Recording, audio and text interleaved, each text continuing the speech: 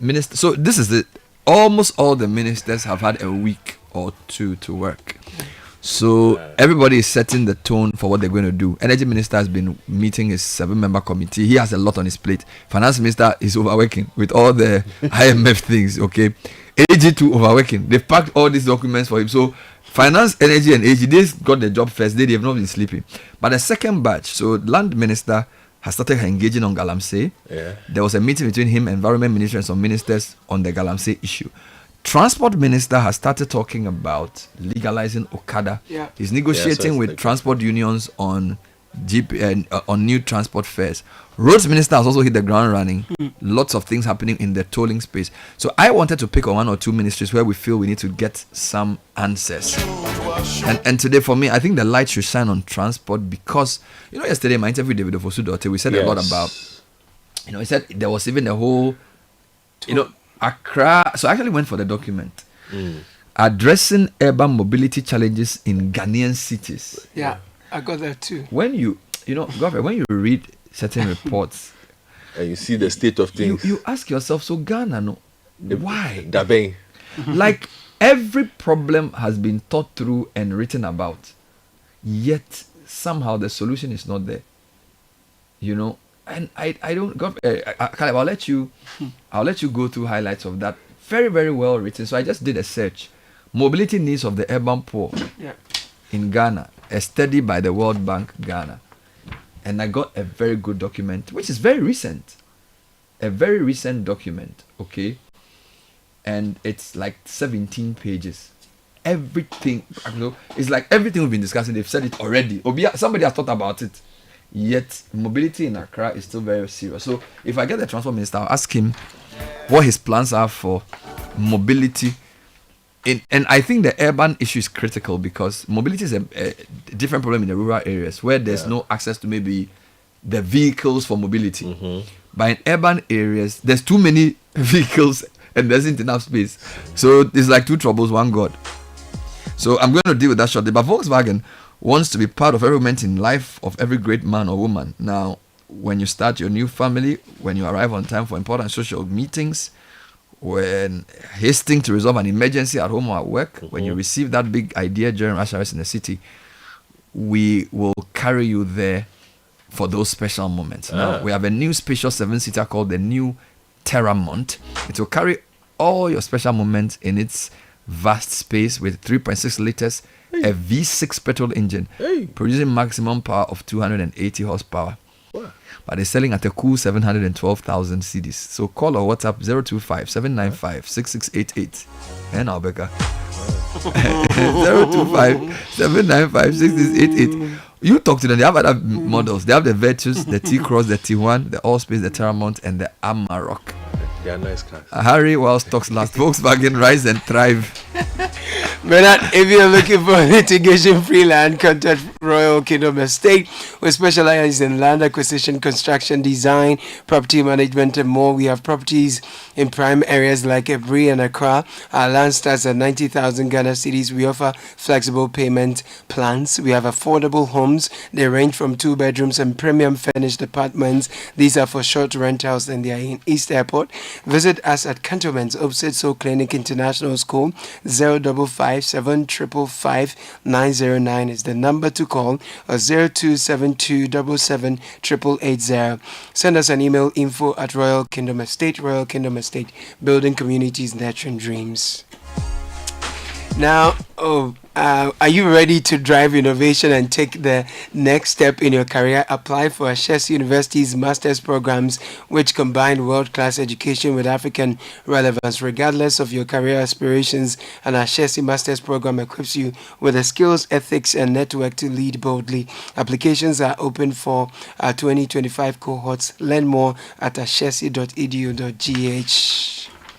Yesterday I was telling you about my drive to Ashesi the other time. It was a serious issue. Let me read something to say to us. So this is, I have two minds on this. On one hand, people know the problem and they understand it because I don't even need to go to a library. I just Googled this and it came out in a very recent article. I don't know what date it was written, but I think it's probably beyond 2020. So it talks about the addressing urban mobility challenges in Ghanaian cities. Yeah. All right. So they now discuss what they call access to jobs and social services in Ghanaian cities. So they looked at Accra, Kumasi, and Tamale. Now they say walking is the main mode of access to jobs, market, and schools across all three cities. I thought that was interesting. So walking is the main mode of transport. In Accra and Kumasi, the use of trotros is very common, while in Tamale, where trotros are rare, bicycle and motorcycles are noticeably more common. So there's no trotros in Tamale. School buses are sometimes used for school transport in Kumasi, but are rare in Accra and non-existent in Tamale, which is another interesting thing. So school buses are more common in Kumasi than in Accra and Tamale. In fact, we are told school buses are non-existent in Tamale. Quite interesting. Where walking and bicycle are the dominant modes. So even the three cities have different modes of transport. Yeah. Accra, Kumasi, trotro. Tamale, no trotro. They use bicycle and motorcycle. Kumasi school bus for school. Accra is walking or trotro. Tamale is bicycle and walking. Access to jobs using public transport, commonly used by middle and low income groups, is overall poor in Ghanaian cities. Almost half of the population in Accra and 2/3 in Kumasi do not have access to half of the city's jobs within an hour's reach using public transport. So could you say that again? The fractions. So about 50% of Accra and 66% of people in Kumasi cannot get to work within an hour. Okay. So if they're going to work, they need at least an hour or more. So basically, they are using the hour as the matrix for like an efficient transport system. Mobility constraints such as so, which is why I always say, Susu, let's not use the discussion. Let's not talk about roads or railways. Let's talk about mobility. Right. Let's always look at what you are trying to achieve with the infrastructure. Infrastructure you're putting up. Don't just tell me you've built roads. How has it reduced my travel time? That's the issue. So mobility constraints such as, now here are the constraints: congestion, lack of proper transit system, and limited road supply. So you see, the road supply is part of the equation for mobility, but it's not the end of mobility. There's also congestion and the lack of proper transit system. There's also something they call last mile connectivity, right, between where you drop off and how you actually get to where you're going. One reason. Land use and longer commuting distance owing to urban sprawl also play a role in limited accessibility. Outside of the main arterial roads, access is limited, as most of the roads are not paved in neighborhoods, restricting entry to motorized vehicles such as minibuses. Now, low-income areas tend to be particularly isolated to access jobs by public transport because their residents live far from jobs and because last mile connectivity is an issue. Let me explain this. So let's assume I went to a funeral at Bechile some time back. Where is that? Bechile is on the it's beyond committee 22. So between No, I need to understand what you say. Why you laughing? between Afarewa Gulf City and Afrienya. Okay. So if you are driving towards Akosombo, Okay, now I get it. or I went to visit a friend at I can already see it's far. So I went to visit a friend at a place called Aquile. Do you know where Aquile is? So Aquile is basically between Kaswa and Bojuase. okay. So you get to the Kaswa, you make a right, and then you drive like 5 kilometers. Now, what they are basically saying is that if you live at Aquile, and even if you work at Dansoman, the problem with living at Aquile is that by the time you leave your house to get a car that will take you to Kaswa town, and then from Kaswa to Dansoman, to get another car. and from Dansoman Junction to your workplace. So they are saying that the main focus of our transport policy has been, let's build the dualization of the Cape Coast Accra road. So that road is done. Let's do the road, the Kaswa to the main Aquile road. But by the time you leave your house and walk, or someday I went to New Botiano for a program. By the time I actually got to the program, my waist was paining me.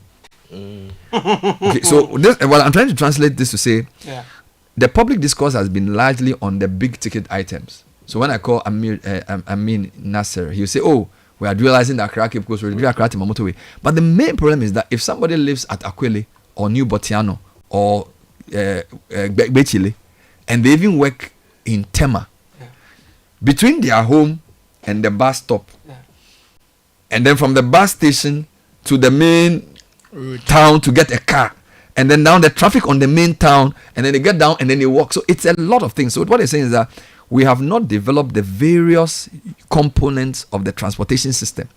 Good. So what we are trying to do is to say, look, Transport Ministry, Roads Ministry, you need a working group. You see, we shouldn't design, if you don't want government to work in silos, I don't see. So yesterday, this week, Transport Minister is working. He's talking to transport owners. He's dealing with Okada staff. Road Minister too is working. He's calling for bids for what do you call it? Roads. Tolls. There should be a mobility working group. Why? Because the mobility includes congestion, availability of roads. Do you understand? And then what was the third one? I forget. I mentioned it. And those go to various Road components. supply. So road supply, congestion, Transit, I think it's availability of transit and Lack of proper transit Yes, systems. that's what it was. okay. So, Now, for example, if you close here at 5, you get to La Paz station, you are going to Castle or something. If you get to La Paz, you could spend about No, 45 minutes every, just every time in queue. every time you are driving at night, you see so many people just Like waiting for 45 cars. minutes they are waiting. do you know why? So, Yeah. and I'm going back to the point they make. They say in the main mode of transport is walking. Yeah. Now, Tamale doesn't have trotros. They have motorbikes and bicycles. Now, Accra doesn't have school buses. As much as Kumasi has school Kumasi buses. does. Tamale doesn't. Yes, according to this report. So the question is, if what is it that the schools are located too far? Like, why do Kumasi people prefer school buses and Accra don't? And Accra they take trotro. Is it that the schools in Accra don't have the money to buy school buses, or is it that the congestion in Accra does not make it amenable to school buses? We need to think through these things. Let me continue the reading. So large proportions of urban population in Ghana live in poverty. The affordability of transport is paramount to the mobility of the urban population. Public transport is not affordable for large portions of the population. For the bottom 20%, 2 daily trips represent 60% of daily household income.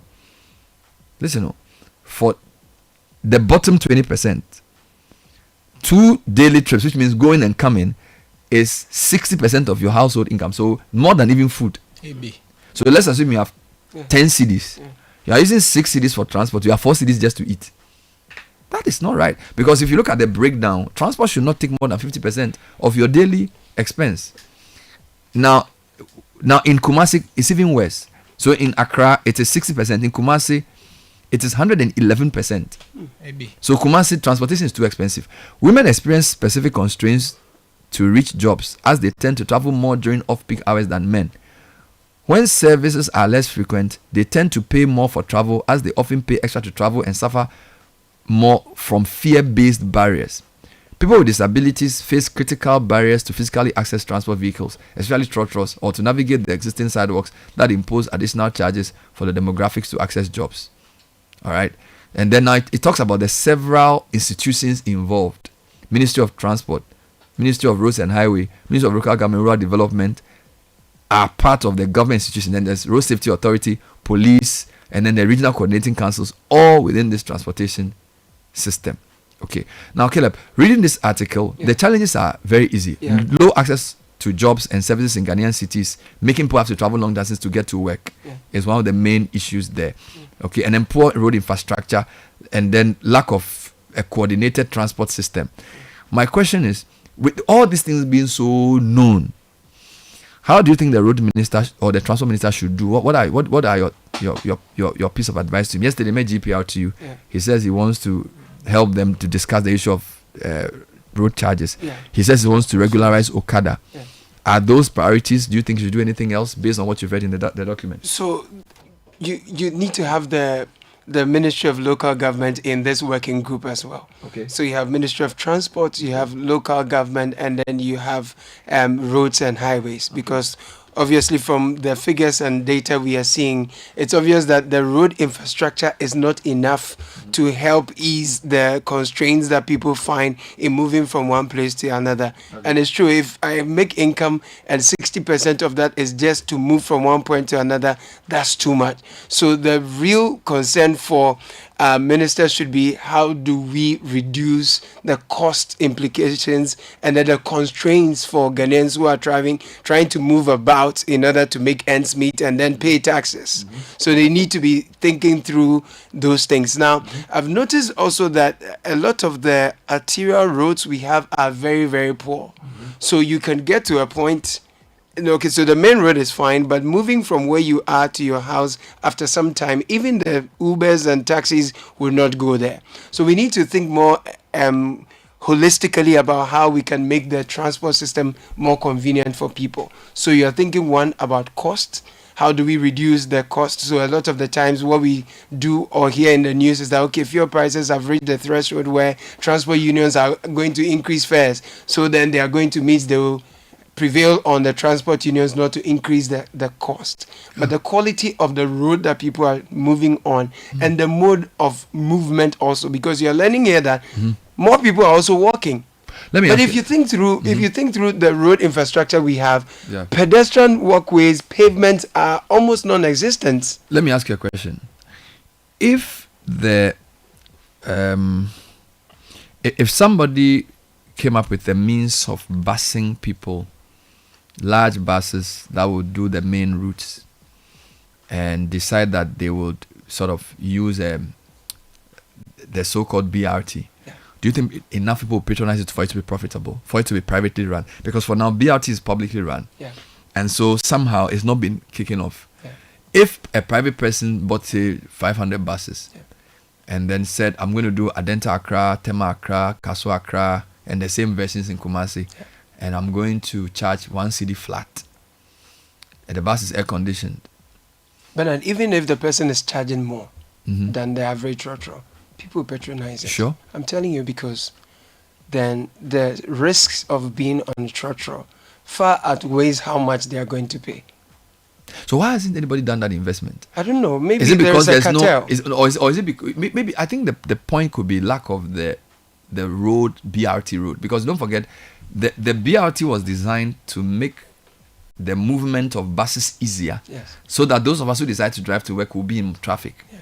We've discussed reverse traffic flow, where we said in the mornings, if you're coming from Adenta, there aren't a lot of people going towards Adenta, so there should be a means in which one lane can be borrowed, added to those that are coming this way. So if, for example, you take Adenta to Accra, you can say the bus should drive on the Legon, as in on the Legon facing side, whilst everybody else goes on the main road, so that those who don't want to drive their cars can have an easier flow.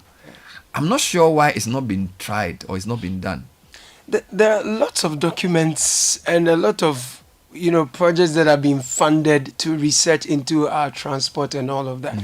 And there are too many solutions on shelves that we can't even have enough time to discuss. So it's really about who would lead the charge and coordinate these things. Don't forget that we've fragmentalized, or as Godfrey would say, pizzarized our system. So then you needed coordination and enforcement also. But there's hope here. Yesterday David also said the BRT system, in his view, suffered in the past 8 years because possibly because it was started by the previous government. You put that change of power. So from 2017, so now that you have a minister from the same, I won't call it government, piloted it sort of. So maybe he has a unique opportunity to revamp the BRT, and I think that he can do it what they call the reverse or contra flow, where you can use one lane, because even on your road from Sakaman Junction towards Kanishi, in the morning the traffic is towards Kanishi. It's very bad. Few people are coming towards Kasoa. So you could say that if you have a bus, let's put you on the lane, opposite side, and then only you will use that lane. Maybe one bus every 10 minutes. It will decongest the city. I think we need both solutions, and I hope the new Minister of Transport is open to that. Because for me, just negotiating with GPRT will not solve the problem. Now let's talk about legalizing Okada. The story is on page 13. I want you to read highlights for it, and then Right. we discuss it. So Timothy Nyangma is writing that the Minister of Transport, Joseph Bukari Nikbe, has directed the Driver and Vehicle Licensing Authority, DVLA, to commence the process for the registration and licensing of motorbikes for commercial use in the country with immediate effect.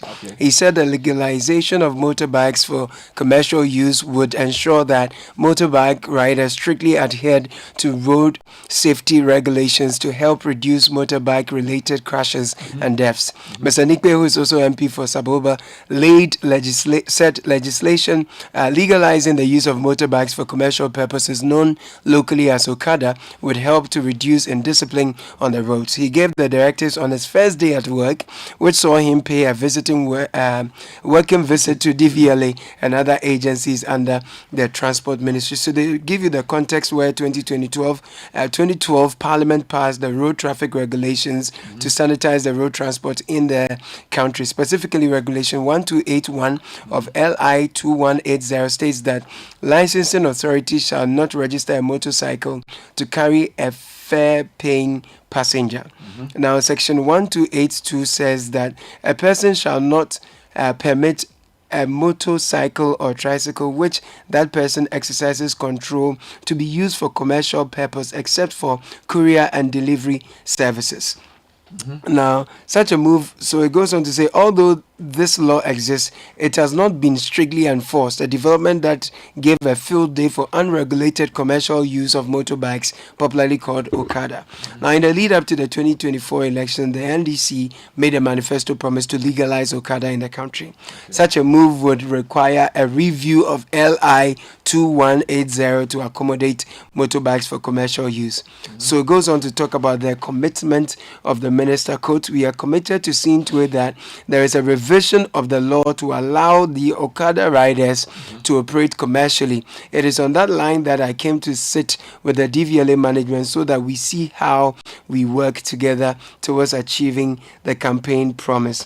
It talks about improved services, staff welfare, and decongestion as well. On decongestion, as one of the steps to make the roads safer and more robust, the minister said he intended to decongest the sector by enhancing the rail, air transport, and ports to ease the pressure on the roads. He said once the 15 agencies were fully operationalized and fit for purpose, there would be less pressure on the roads to facilitate businesses and reduce traffic. Is it clear if he was making this nationally or this is just for Accra?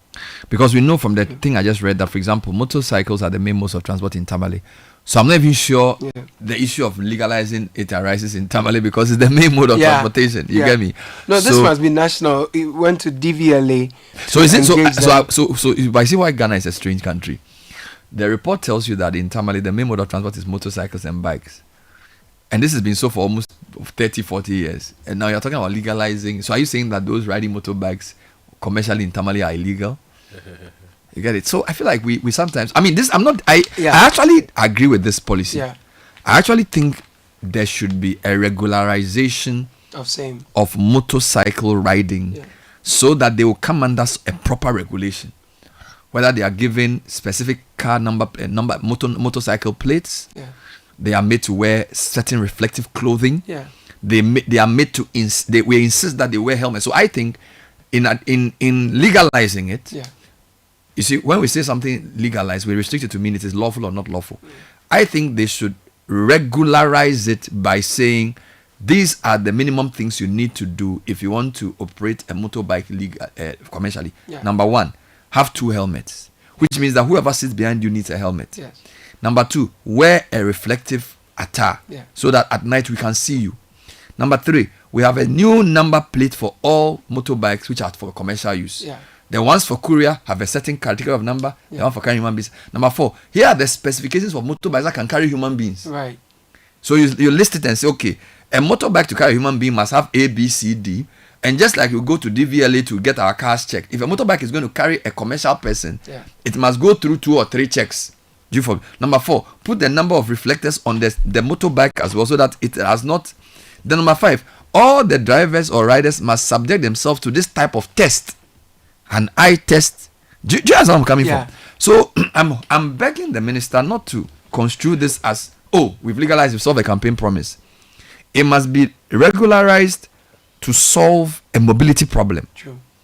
Because there are many communities even in Accra who depend on these guys to even get to the main road. You agree with me? So I'm told the minister is in some serious meetings. So hopefully, Charlie, when you take over these jobs, you have to deal with GPRT and all these matters. Yeah. But I think that it's good to solve these problems, but there are more intractable issues which are strategic in nature that also require his attention. So, for example, I mean, in terms of legalizing this, I'm interested in knowing whether or not there'll be specific routes. I mean, there are some cities that predominantly use the motorbike, so that's okay. But if you come to Accra and you're dealing with our CBD, for example, are you going to say that from this point to that point, we are not expecting motorbikes to be used in this area, so that we know that we are not expecting motorbikes in this area? Of course, there must be codes of conduct where this jumping of red light thing is dealt with, and people can lose their licenses for engaging in such things, and make the union leaders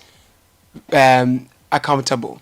Most of these Okada people have union leaders. You've interviewed some of them, and they speak very cogently, and they know what's going on. So because of their collective interest, they will make sure that if any of their members engage in any wrongful dealing, they can be found out and dealt with. Just as you have with the Ubers and all. If you leave your phone in an Uber, you can call and get it back, right? So if these riders are unionized, they are properly organized and all of that. For safety needs, you can deal with so that. So that if, for example, you arrest a person on a motorbike, if the person is a commercial motor rider, he obviously belongs to some union, or he has some document to show that this is the owner of the bike, as against the miscreant who is using a motorbike to commit a crime. Precisely. So I even think the regularization can help reduce crime. Now, I have another idea before I take comments. I also think that a radical way of solving the trotro problem, because you see, to bring in new buses is expensive because of the duty. When was the last time you tried to import a car? Look, some of the car duties can buy you a new car. So you just don't. So I think that the government humbly, for a window of maybe 6 months, reduce or remove duties on specific kinds of buses to allow private people to bring them in to replace the trotros. Okay, so government say, look, there's no way I'm going to change my trotro. What's the name of the one that usually gets the accidents? These days, all the trotros get. No, there was one particular one that for a long time was notorious. Yeah, but I think that is the 207. Oh, okay. Oh, right. So you can say, by policy, we want more comfortable buses where people can wear seat belts. Have you noticed that when you drive around that Chimotope, there are some buses they park there? So you can say the government wants to have larger buses that convey more people, which have seat belts working, which are safer. So people have invested in trotros which are very old. So for a window, remove the duties from these buses and encourage trotro owners to go and buy them. And for that 6-month period, and you can even say, if you can bring an old trotro that you want to dispose of, we'll give you a duty-free new bus to buy for a specific window. So they call it a trotro replacement program. There's a way to qualify for it. That you are the owner of a trotro, and that when you are going to benefit from that duty-free, you have to submit an old trotro for confiscation. These old space buses. Do you understand me? Yeah. Because there's no way somebody who runs a trotro will go and leave his trotro because he has to eat. But if you tell him that I'm going to give you a bigger bus, so your trotro is 14 seats, I'm going to get you go and buy a 23-seater bus. I'm going to reduce the duty on it for you for a window of time. Now that duty I'm reducing is me buying as government your old trotro, and the government can decide to recycle it or use it to do something, or retrofit it and send it to a different location where the air, because you see, if I'm driving from Kasua to Accra and I sit in a trotro with no seat belt, if there's an accident, I'll get hurt. Even if somebody stops abruptly in front of me, I'll be cut. So there's a national safety crisis of having people sit in these things with no regulation. Now, government cannot say he's buying new cars for everybody. So I am suggesting to the minister that, look, discuss with the finance minister that for a limited period, you are going to reduce the duties on the kind of buses you want by research that we use. Yeah. High occupancy bus. Let people form cooperatives, right? VIP is a cooperative. So if you are 3 trotro owners, you can come together and contribute money and buy a bigger bus. Yeah. So maybe your trotro has 16 seats. Buy a 32-seater. Yeah. And let's replace these outmoded trotros from our roads. In addition, because see, in Ghana, because Okada people vote, it's easy to promise them legalization because of votes. But you don't develop a nation by just doing what people want for votes. You do what is necessary for the city to work better. Do you understand? Yeah. And it requires deep thinking, collaborative thinking, and engagement. And I'm saying that this trotros replacement program should be something this minister should champion. Bring an old trotro. Look, how much duty? Look, most people will not import buses because the duty is too high. I mean, it doesn't make sense. We shouldn't look at everything from point of view of revenue, that we are going to lose revenue, we need money. The cost of traffic and the cost of poor mobility to the national budget is as high as the amount you get from the what do you call it, from the duty you get. So I really hope this minister is thinking outside the box, because we cannot, if you say you are resetting, you cannot come and continue the same thing your predecessor was doing and say you are resetting the government. There are tricycles in the mix too. You know, there's Mahama Kambu that is also springing up. I mean, in some towns and capitals or regions, they are very big there, but it's becoming a huge phenomenon in Accra as well. So that if you go to the CBD, sometimes you will see them. There are other locations in town. What is the plan moving forward? Because we need to know whether this legalization of Okada includes the 3-wheelers, and then for the Okadas to within the CBD, are you going to provide electric bicycles, for example, or chargeable ones, so that we reduce the emissions that are in that part of town? Because there's a huge concentration of the fumes from that end, and it's quite a worry when you're looking at the air quality and all. But a number of messages have come through that we are happy to share with our listeners. So the WhatsApp number is 054-998-6996. We are discussing the Minister of Transport's first week at work. He wants to legalize Okada. Do you agree with him? He promised it in the campaign, and he says he's going to do it. We're also proposing a trotro replacement program. We don't know where the money is going to come from, but we seriously think that a serious government should not allow seatbelt-less vehicles retrofitted to carry human beings in our urban spaces. It is completely an affront. I just want to even respond, because I remember one of our listeners sent a message a few weeks ago. He said that even when you sit in the buses in London, they don't have seat belts, which is valid, but it's not. They are designed for mass transport, so even they don't have seat belts, they know what they are doing. But their road is better. I'm just making a point. The pace they are driving. Yeah, I'm just even making a point. The trotros, they have seats. They remove them to put benches. There's no safety feature. So when we complain about the lack of seatbelts in trotros, it's very different to. So I'm just putting out there, because some people come and say that, oh, when you sit in buses in other countries, there's no seatbelts. But do you have those buses here? No, but that's do why they have trotros in those But cities? that's why I wanted to just make the points that there's a reason why we are on about the no seat belts. Let's read a few comments from the listeners. Aloski, I spend over an hour 30 minutes from Pukwase to University of Ghana every morning. It's so exhausting. There's traffic everywhere. Business scientists from the University of Ghana send that through. Good morning, Bernard and team. We need rail, anything rail, full rail, trams. What is this? Paternoster, right? What's that? Okay, I'll find it. And an actual BRT system for the highways with 3 lanes with large buses to move more people. Trotro is chaotic on main roads. We need to plan mobility to end the chaos. Our transportation needs to work like the circulatory system of living organizations. And can we factor in a way to stagger work schedules?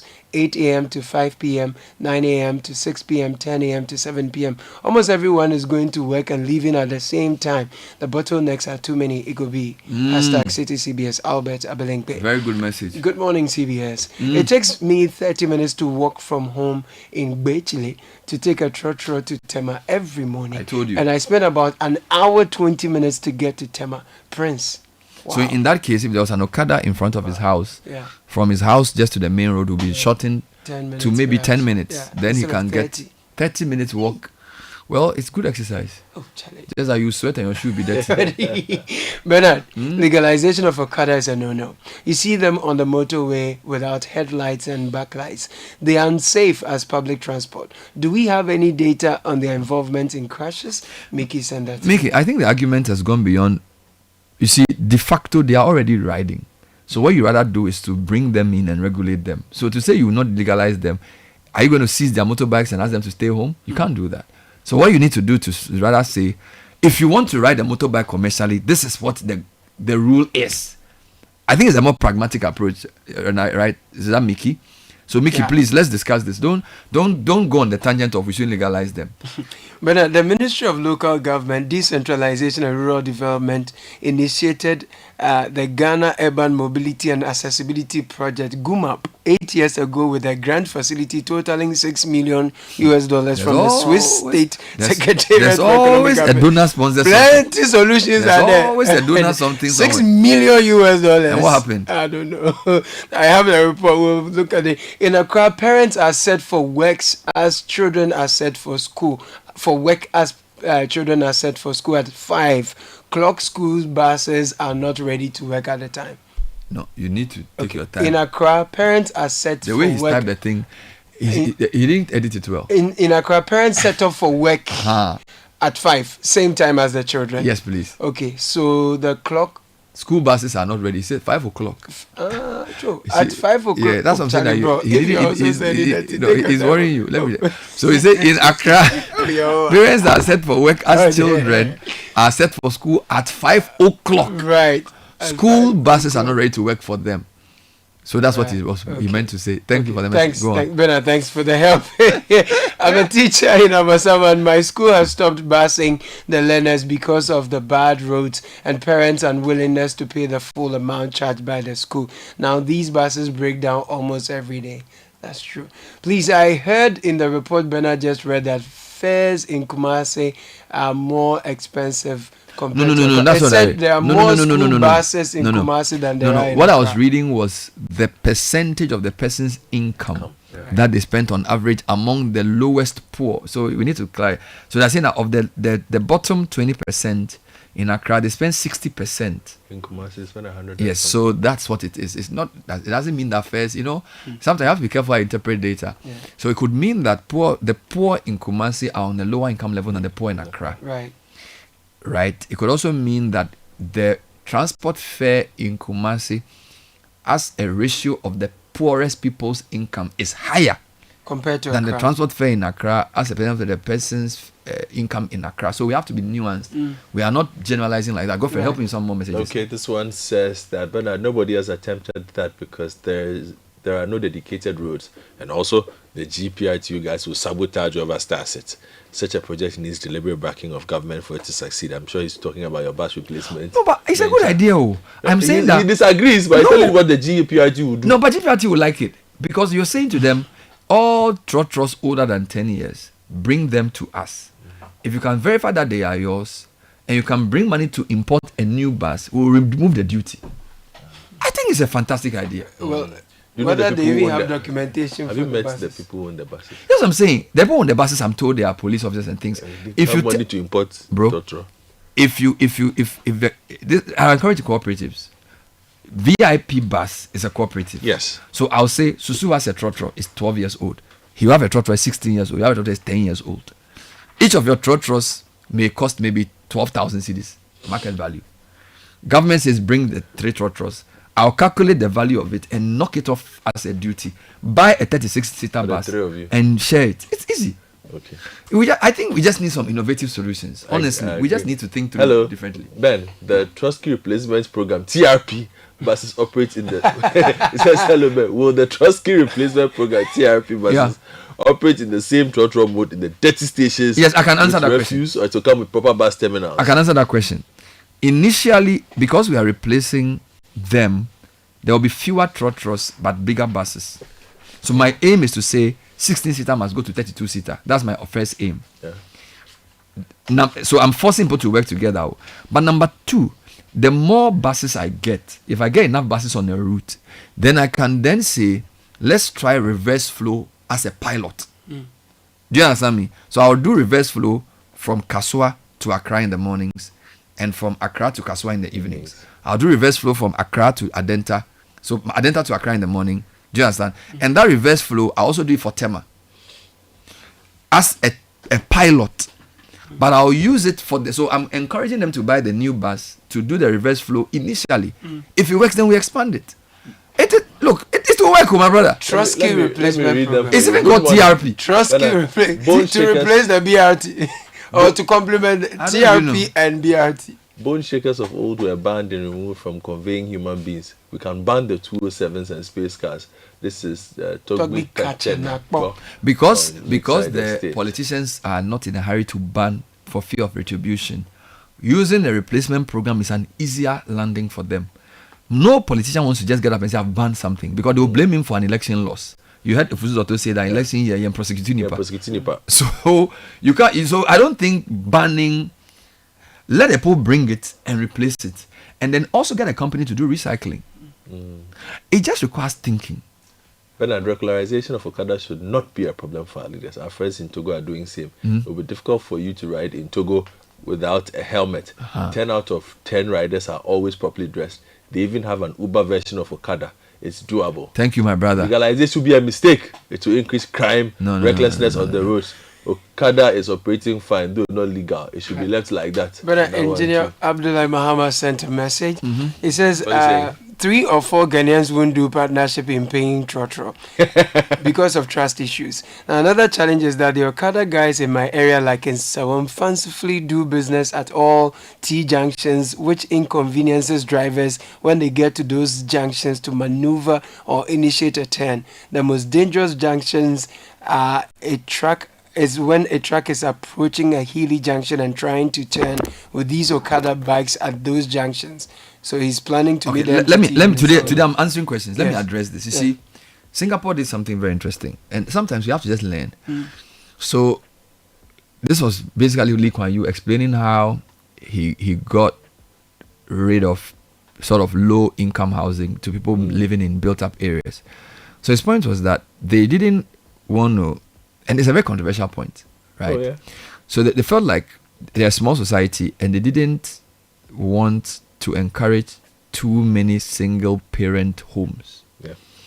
So what they did was that they gave a property incentive for marriage or cohabiting. Yeah. So what they said was that, okay, here is a flat, it's going for $10,000.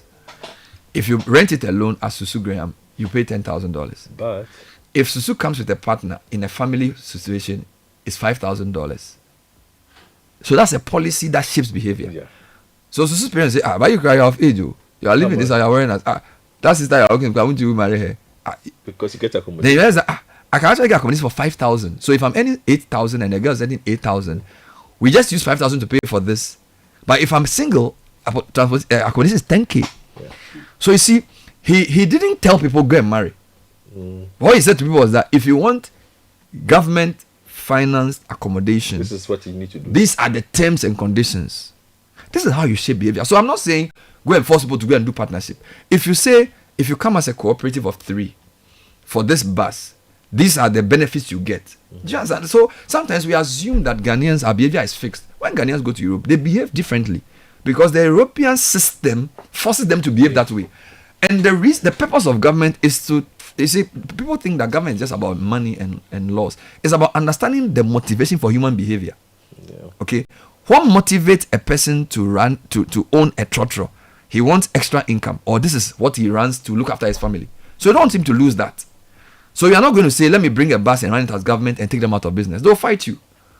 But you can say to him that I don't want you to convert these vans into trotros because by policy it is not safe. But I'm not leaving you helpless. I'm giving you a way out. You get it? So the problem is that we are not really prepared to think. What we want to do is to quickly do something to be seen to be working, which is why for the past 30 years, we've not been able to solve this urban problem. You get me? So I don't think that Ghanaians innately hate partnerships.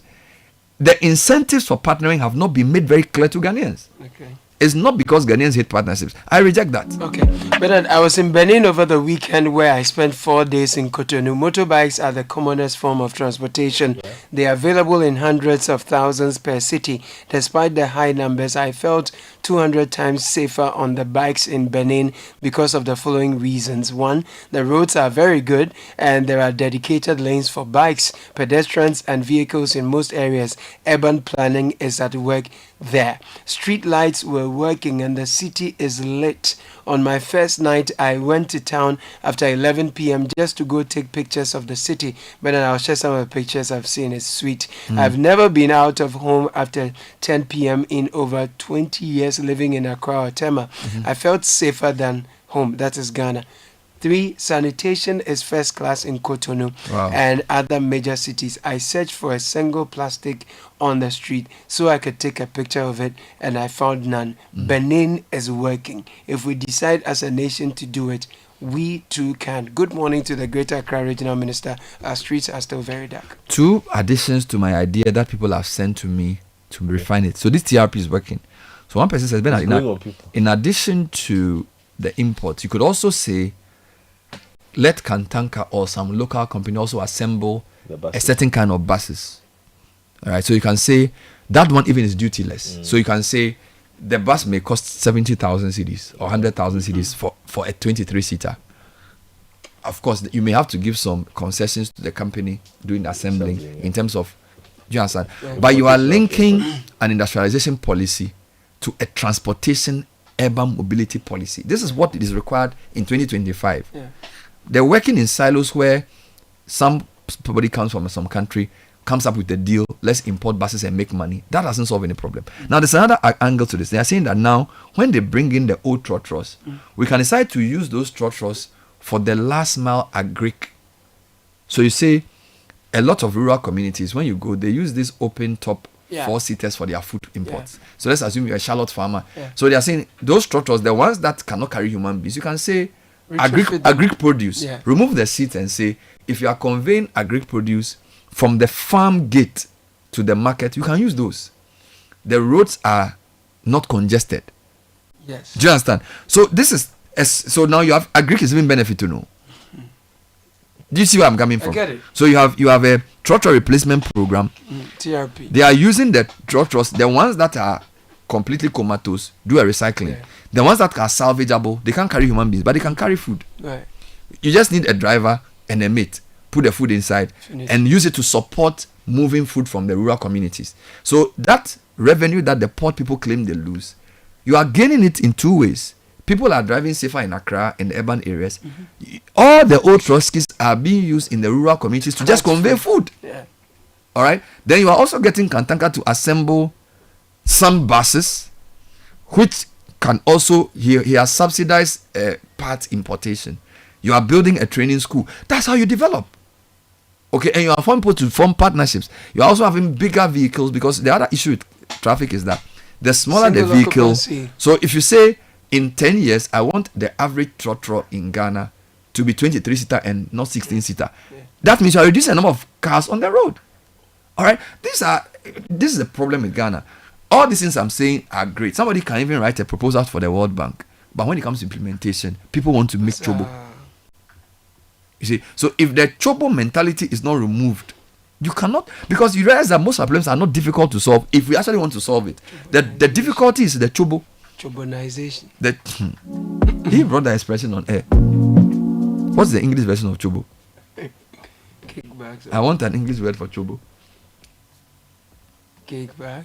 Since you had English words for all the food you ate, I beg you. what is the closest English word for chobo? Let me see. And can you know what chobo is, by the way? Yeah. It's not a kickback though. No, Okay, chobo is not so- kickback. Okay. Chobo. So what? So let me Okay, so Godfrey gives me money to buy him buffet. let me give you a very typical example of chobo. So Yeah. like your mechanic, Yes. he tells you that Oh, he has God. to replace your brake pad, and the brake pad, when he calls the spare parts dealer, is 2,000 cedis. You give him 2,000 cedis, he goes to a 2x4 wayside guy and buys a lower quality brake pad for 1,200 cedis. Yeah. The 800 is his The chobo. chobo. Oh my God. So do you understand chobo now? So what is it in English? But the example you are giving is hitting home. You repeat the example. So you need to change your brake pads. Leroy says skimming. So you and your was skimming. mechanic skimming. calls you on the phone, and then you That's a call good one. It's you close. call a spare parts dealer at Abosokai, and he says my car is Toyota Yaris. The brake pad is 2,000. So you momo him 2,000 cedis. Then he tells the brake pad guy that sikana baon, but he wants a cheaper version of the brake pad, the one that goes for 800 cedis because it still fits. So he buys a second hand. He buys a second hand brake Skimming pad, fits. and then he puts it in your car. And you are driving the car, and then the 800 he shares with the guy. That's Chobo. I said, So Chobo some is say magic. Chobo is profiteering. Chobo is skimming. But I think skimming is close. Skimming is the Fraud. closest. Me, I like fraud. But you know how that works in Ghana? It's called procurement. So Chobo is they will say we are bringing in the tractors at $6 million paid for by the Jewish Assembly. Then they say no. They will rather inflate the price, yeah. and say it's $8 million. All right. They know the value is 2 million. They pay 8 million to the guy, and the 2 million they cream it. Ways and means. Chobo line. You know, They there are say some, Obi Edi there are Didi. some things we do in Ghana that English bad. cannot agree. You cannot describe. Let me explain it to you. You English know, cannot you know, describe. Account people say, "Oh, didi ho," Obi Edi Didi. and you didi mo. Yes. It's not the same thing. So Didi mo chin condemn. No, take your time. Yes. Didi ho means that he's managing it and eating Swimming around Yes. in of the small, small. excess. Yes. But didi mo means he's eating the That's inside the of the inside. thing. Just so chin condemn. So our politicians don't didi mo. Oh, I'm with Didi. Yeah, didi ho. Like we don't, like we get, you know. What's him? You know, so corruption, you know, that didi mo. Didi ho. Yeah, the obesity Chobo is over invoicing. Oh my God. Why do we 2 cities asking over invoicing? We'll come back, please. If you have the difference between didi ho and didi mo, please. I want the English version. Didi ho and didi mo. We want to know the difference. We'll still be in the transportation discussion when we come back. Stay with us. This is the City Breakfast Show, the city's biggest conversation.